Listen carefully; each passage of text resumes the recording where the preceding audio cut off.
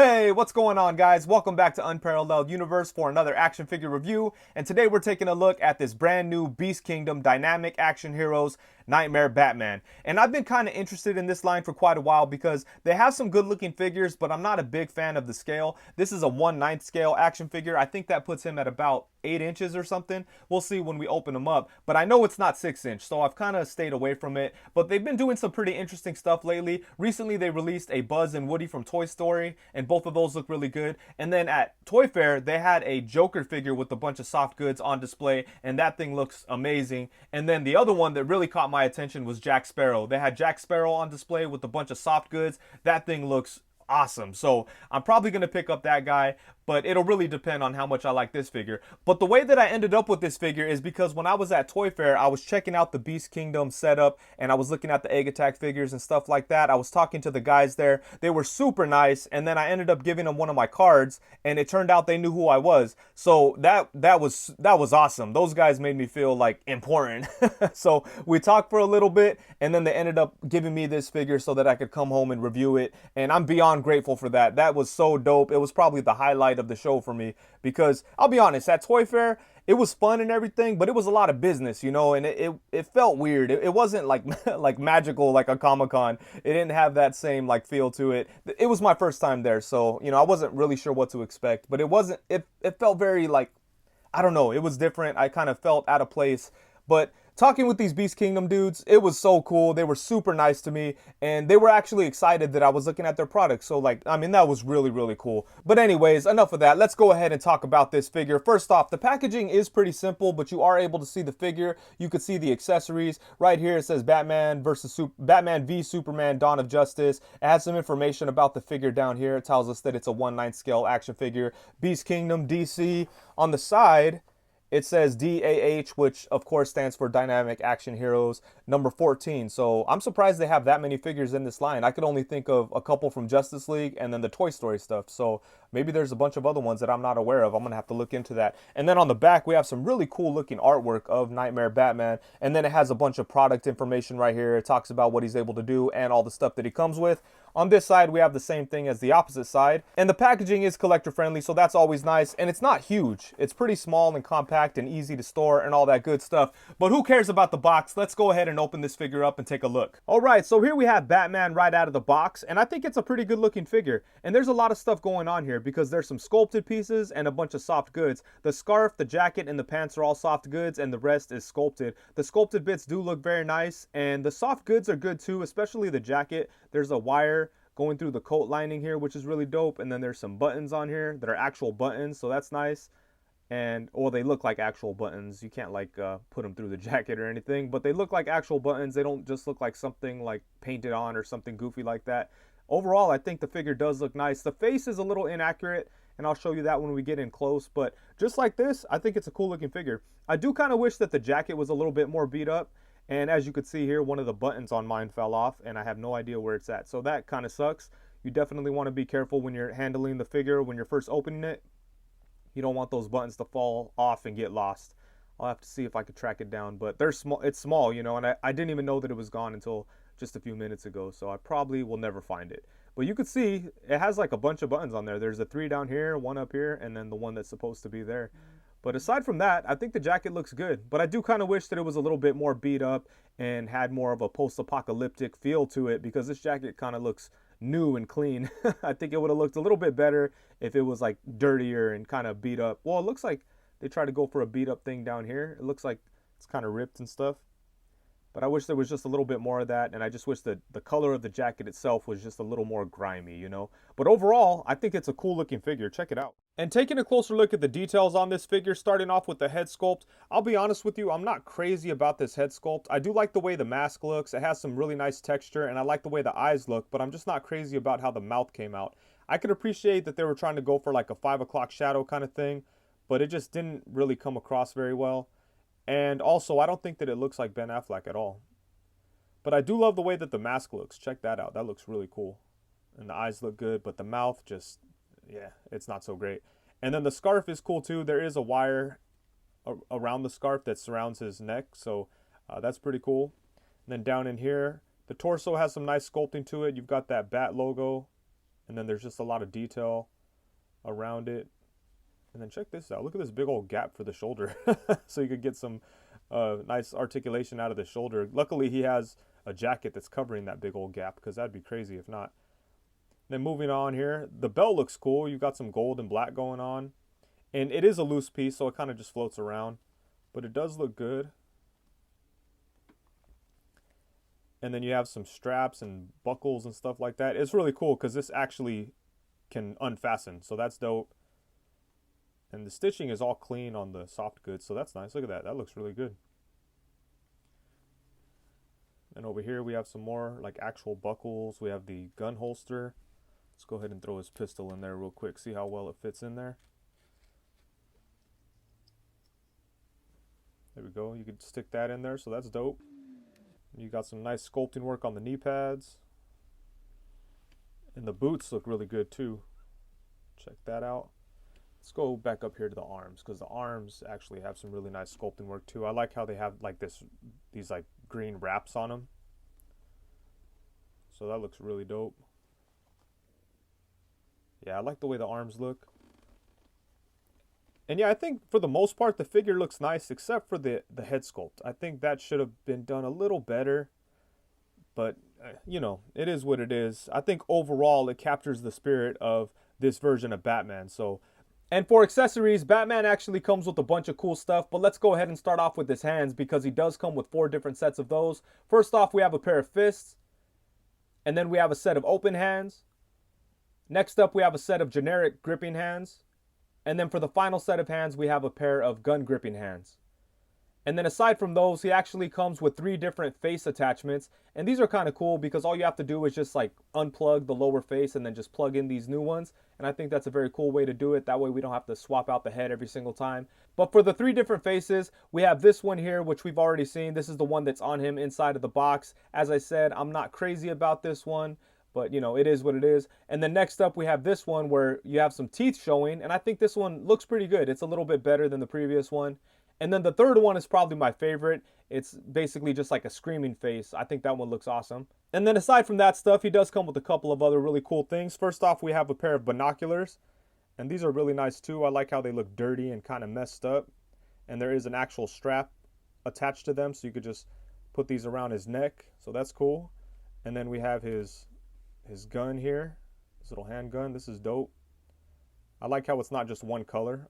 Oh, look at that. You've got like a logo on the side, or like dirt smudged or something. So that's awesome. I like the way that looks a lot. At first I thought it was a logo, but it looks like maybe his hands were bloody when he grabbed them or something, you know. So that's cool. And then his final gun would be this one. And this is badass because check this out. You've got like a Joker card attached to the back. Actually, it doesn't really look like a Joker card. It just kind of looks like the Joker emblem or whatever, just kind of painted on the wrap there. But this gun does look cool too.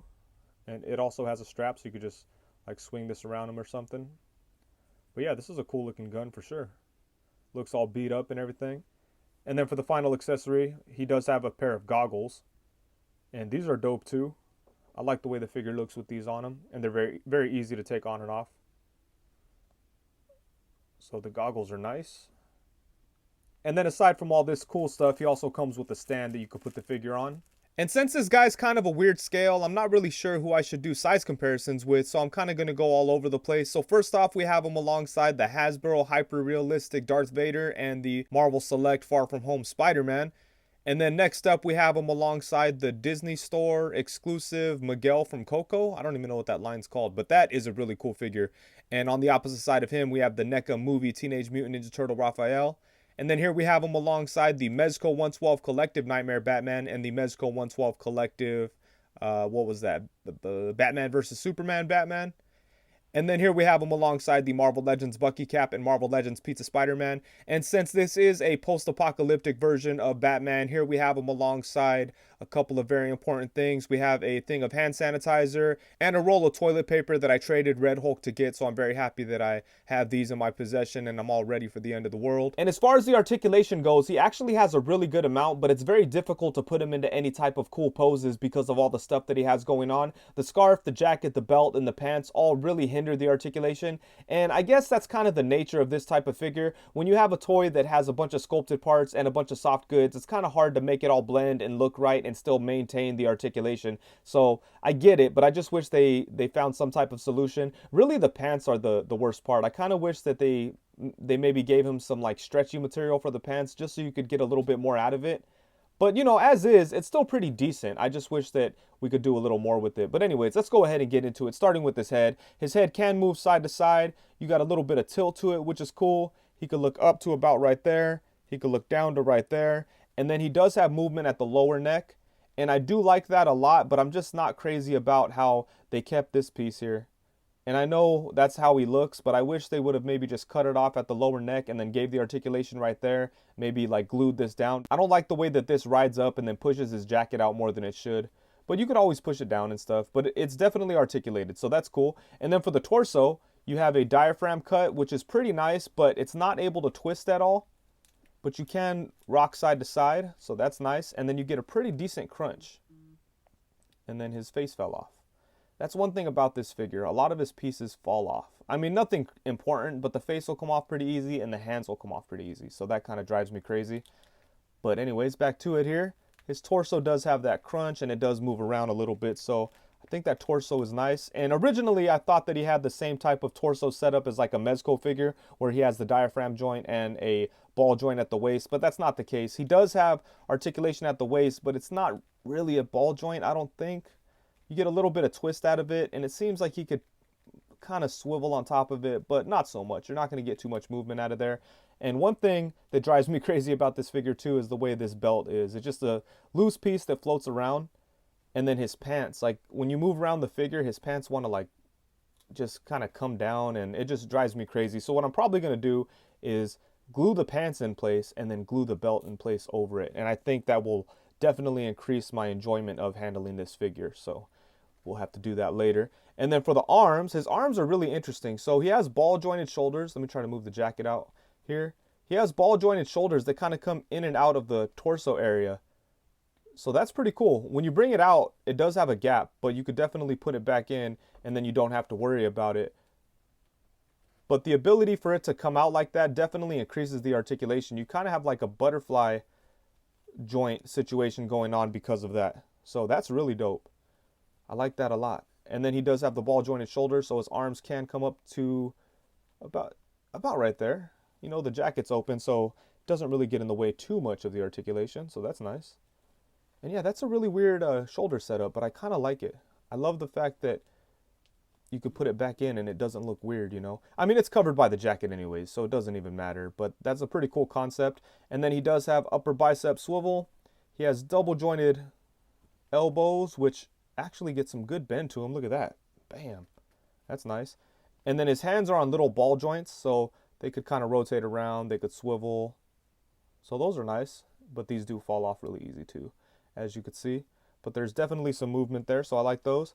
And then now the legs. The legs are pretty frustrating because of how tight the pants are. I mean, like, I like the way the pants look, so I get it. I could see why they did this, but yeah, they're not very fun to handle. So let's see what we could do here. His leg can go out to the side, but there's no way he's going to do the splits or anything because of how tight his pants are. But they do come out to the side.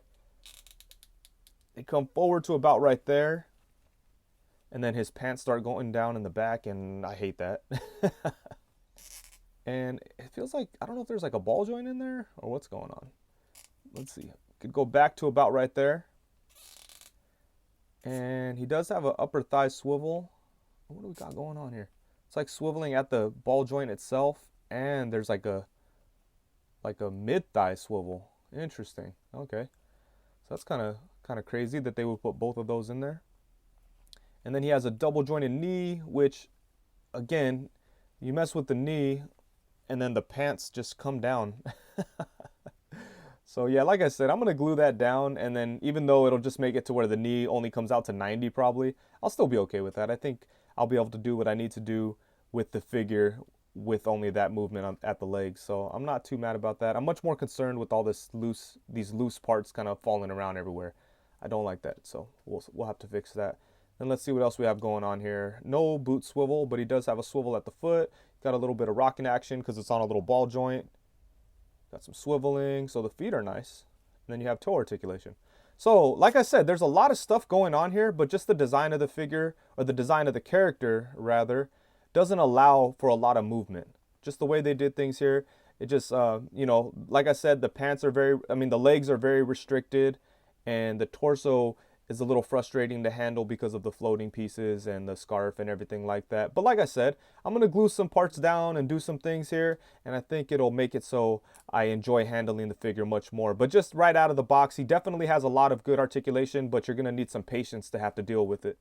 All right, guys, so overall, I'll be honest with you, I'm really not that crazy about this figure. I think it's okay. It definitely has some cool things to it. So there are some pros, there are some cons, and then there's some things here that just don't work for me personally. First off, let's start off with those things. I'm not the biggest fan of the Snyderverse DC stuff, so I don't really have much of a desire to have anything from that universe. I know a lot of people like it, and that's cool, but it's just not for me. There are some ideas in there that I enjoyed, like one of those ideas is Knightmare Batman. I think that was a really cool concept. So this figure had a chance, you know, but it really had to blow me away as a figure for me to be into it, and it didn't quite do that. And the other thing is the scale. The scale is really weird. It really doesn't fit anywhere in my collection. I was kind of hoping that he would be the same size as the Hasbro hyper realistic Darth Vader figure, because then I could just have a random movie character shelf with that scale of figures that look high quality and look good. I think they would have looked cool together, and then maybe I would have just kept an eye out for that scale of figures.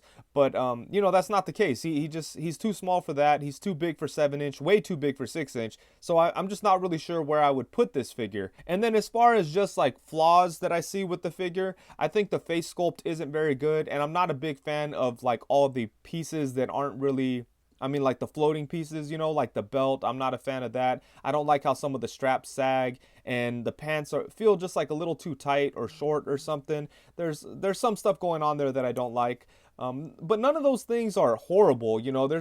I don't hate this figure at all. I think it's cool, and I'm just, it's hard for me to get behind it all the way and say that it's like an awesome figure. I just think it's all right. It has some flaws. It's not really for me, but as far as some of the pros go, I think that it looks nice. I think it'll work as a really cool display piece, and I think he'll look pretty nice just hanging out on the shelf. Once you put him in like a cool position that you're happy with, you leave him on the shelf, and I think it'll serve the purpose of being a cool looking Knightmare Batman on your shelf. So, I'll give it credit for that. And another thing too, I think all the sculpted details are very well done, like the boots and the gloves. That all looks good. The sculpted parts of the chest look good. There's a lot of details in there.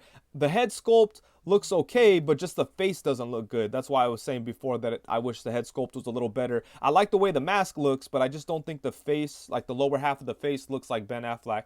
But, I think overall, if you're into the Snyderverse and you like Knightmare Batman and you collect figures in this scale, maybe you collect the other Beast Kingdom dynamic action heroes, then I'm sure you'll love this figure. But me personally, it's not something that that I'm going to gravitate towards, and this figure really didn't blow me away enough to go out and want to buy all the other dynamic action hero figures that they've done from DC. But I'm still interested in the line because I think that the Jack Sparrow figure looks incredible. I think the Joker figure looks incredible. Obviously, everybody's into the Dark Knight and the Christopher Nolan, Christian Bale universe of Batman, so I'm down for that Joker for sure. And I really like the Toy Story stuff too, so I'll probably go out and buy those. So, this figure, even though I wasn't crazy about it, I didn't like hate it, and it's not like, oh, this line sucks, I'm not into it. I'm still going to keep an eye on it, and hopefully I like those other figures a little better. I have really high hopes for Jack Sparrow because there's not a lot of Jack Sparrow options out there, so I really hope that figure is good.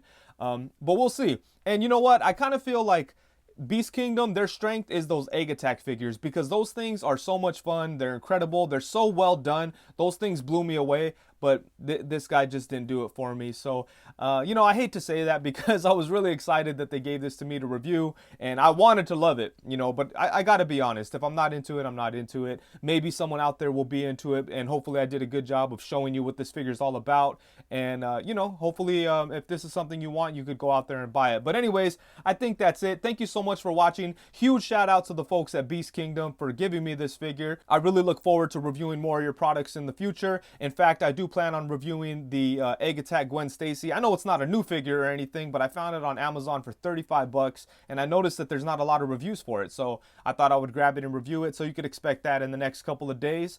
But yeah, I think that's it. So thank you so much for watching. Please be sure to like, comment, subscribe, and all that good stuff. Thank you very much. Peace.